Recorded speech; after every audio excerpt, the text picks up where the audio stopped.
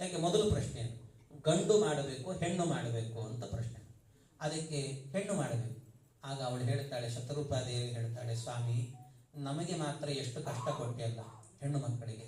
ಯಾಕೆ ಅಂದರೆ ಗರ್ಭಧಾರಣೆ ಮಾಡಬೇಕು, ಗರ್ಭವನ್ನು ಹೊತ್ತುಕೊಂಡು 9 ತಿಂಗಳು ಕೂಡ ಬಗ್ಲಿಕ್ಕಾಗದೆ ಏಳ್ಲಿಕ್ಕಾಗದೆ ಕಷ್ಟಪಡಬೇಕು. ಇದಲ್ಲದೇನೆ ಅದಕ್ಕೋಸ್ಕರ ಅಂತ ಆಹಾರಗಳಲ್ಲೂ ಕೂಡ ವ್ಯತ್ಯಾಸ ಮಾಡಿಕೊಳ್ಬೇಕು.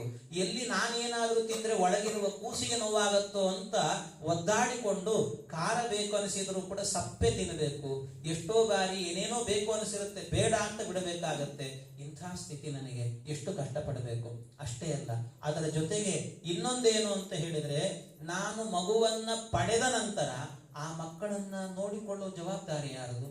ಮಗು ಕುಯ್ ಅಂತ ಆದ್ರೆ ಗಂಡ ಪಕ್ಕದಲ್ಲಿ ಇದನ್ನು ನೋಡೇ ಸ್ವಲ್ಪ ಅಂತ ಬೈತಾನಷ್ಟೇ ಹೊರತು ಅವನು ಎತ್ಕೊಳ್ಳೋದಿಲ್ಲ ಅದನ್ನ. ಅದಕ್ಕೆ ಹಾಲು ಕೊಡಿಸ್ಬೇಕು, ಏನ್ ಮಾಡಬೇಕು ಎಲ್ಲ ನಾನೇ ಮಾಡಬೇಕು.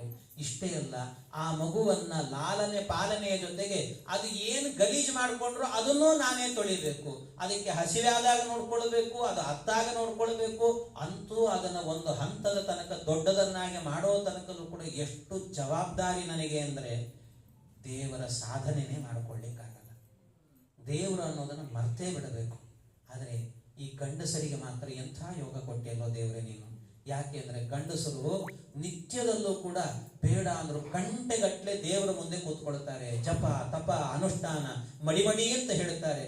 ಎಷ್ಟೆಲ್ಲಾ ವ್ಯವಸ್ಥೆಗಳನ್ನು ಮಾಡಿಕೊಟ್ಟಿ ಅವರಿಗೆ ಗಂಡಸರಿಗೆ. ನಮಗ್ ಮಾತ್ರ ಹೆಣ್ಣು ಮಕ್ಕಳಿಗೆ ಯಾಕಿಂತ ದ್ರೋಹ ಮಾಡಿದೆ ಅಂತ ಕೇಳಿದಂತೆ.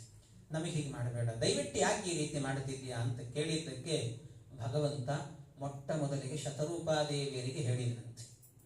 ಅಂದ್ರೆ ಇದು ಎಲ್ಲ ಸಾಮಾನ್ಯವಾಗಿ ಎಲ್ಲ ಹೆಣ್ಣು ಮಕ್ಕಳಲ್ಲಿರುವಂತ ಒಂದು ದೊಡ್ಡ ಪ್ರಶ್ನೆಯನ್ನೇ ಶತರೂಪಾದೇವಿ ಮಾಡಿದ್ದಾಳೆ. ಬಹಳ ಮಂದಿ ತಲೆ ಅಳ್ಳಾಡಿಸ್ತಿದ್ದಾರೆ, ಹೌದು ಅಂತ ಅರ್ಥ ಆಗಲ್ಲ. ಹಾಗಾಗಿ ಪ್ರಶ್ನೆ ಮಾಡಿದ್ದಕ್ಕೆ ಅದಕ್ಕೆ ಭಗವಂತ ಹೇಳಿದ, ಇವತ್ತಿನಿಂದ ಅದ್ಯ ಪ್ರವೃತ್ತಿ ಆರಭ್ಯ, ಇವತ್ತಿನಿಂದಲೇ ನಾನೊಂದು ನಿಮಗೆಲ್ಲ ವರವನ್ನ ಕೊಡ್ತೇನೆ ಅಂತ. ಏನು ವರ ಅಂತ ಹೇಳಿದ್ರೆ, ವಿಷ್ಣು ಪೂಜೆಯತಿ ಸಂಕಲ್ಪ. ನೀವು ಮಾಡುವ ಮನೆ ಕೆಲಸ, ಮಕ್ಕಳನ್ನ ನೋಡಿಕೊಳ್ಳುವ ಕೆಲಸ, ಪ್ರತಿ ಕೆಲಸದಲ್ಲೂ ಕೂಡ ಇದು ಕೆಲಸ ಅಂತ ತಿಳಿಯದೇನೆ ದೇವರ ಪೂಜೆ ಅನ್ನುವ ಅನುಸಂಧಾನದಿಂದ ಮಾಡಿದ್ರೆ, ಅವರು ಕೂತ್ಕೊಂಡು 10 ಜಪ ಮಾಡ್ತಾರಲ್ಲ, ಅವರು ಮಾಡಿದ ಜಪ 10 ಆದ್ರೆ ನಿಮಗೆ ಅದರ 1000 ಪಟ್ಟು ಫಲವನ್ನ ಕೊಡ್ತೇನೆ ಅಂತ ಭಗವಂತ ಹೇಳಿದ್ನಂತೆ. ವಿಷ್ಣು ಪೂಜೆಯತಿ ಸಂಕಲ್ಪ ಅಂದ್ರೆ ಇದನ್ನೆಲ್ಲ ವಿಷ್ಣು ಪೂಜೆ ಅಂತ ಮಾಡಿ, ಭಗವಂತನ ಪೂಜೆ ಬರಲ್ಲ, ಹೇಳಿದಷ್ಟು ಸುಲಭ ಅಲ್ಲ ಅಂದುಕೊಳ್ತೇವೆ.